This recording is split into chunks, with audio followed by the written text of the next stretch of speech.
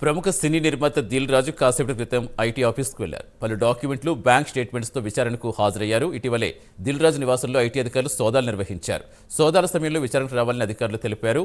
ఆరోగ్య కారణాలతో నిన్న విచారణకు హాజరు కాలేదు. ఈరోజు అధికారులు కోరిన దస్త్రాలతో పాటుగా విచారణకు హాజరయ్యారు.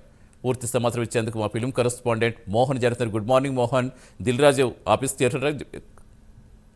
సతీష్, జనవరి నెలలో టాలీవుడ్ ఎంతో లేని విధంగా నిర్మాత దిల్ రాజు మంచి మూవీ ఆఫీసు, అలాగే ఇతర ఫైనాన్షియర్స్ మీద అంటే కొంతమంది ప్రముఖ ఫైనాన్షియర్స్, డిస్ట్రిబ్యూటర్స్ మీద ఐటీ సోదాలు జరిగాయి. దాంట్లో అంటే ఆ ఐటీ సోదాలు అంటే మామూలుగా 1 or 2 days జరిగే ఐటీ సోదాలు 5 రోజులు జరగడంతో చాలా విషయాలు మీడియాలో స్పెక్యులేట్ అయ్యాయి.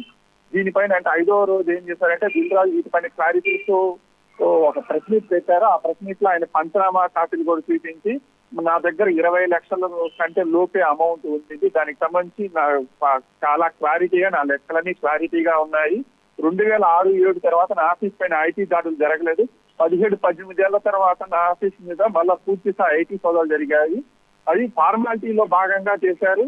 మేము చాలా క్లియర్ గా ఉన్నాం. లెక్కల్లో అన్ని డాక్యుమెంట్స్ అన్ని నా దగ్గర పక్కా, ఇంక్లూడింగ్ బంగారుతో సహా అన్ని లెక్కలు వాళ్ళు చూశారు. అన్ని విషయాలు సాటిస్ఫై అయ్యారు అని ఆయన క్లారిటీ ఇచ్చారు. అదే రోజు ఆయన ఒక విషయం చెప్పారు. ఫిబ్రవరి 3వ తారీఖున నన్ను ఐటీ అధికారులు అంటే ఏదైతే చెకింగ్ చేశారో అంటే ఆ సోదాల్లో ఆయనైతే ఆయనకు సంబంధించిన డాక్యుమెంట్స్ అన్ని తీసుకొని ఐటీ ఆఫీస్కి రావాలని వాళ్ళు సూచించారు.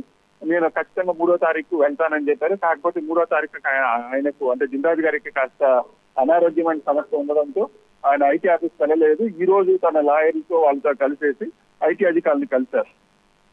Right, thank you Mohan.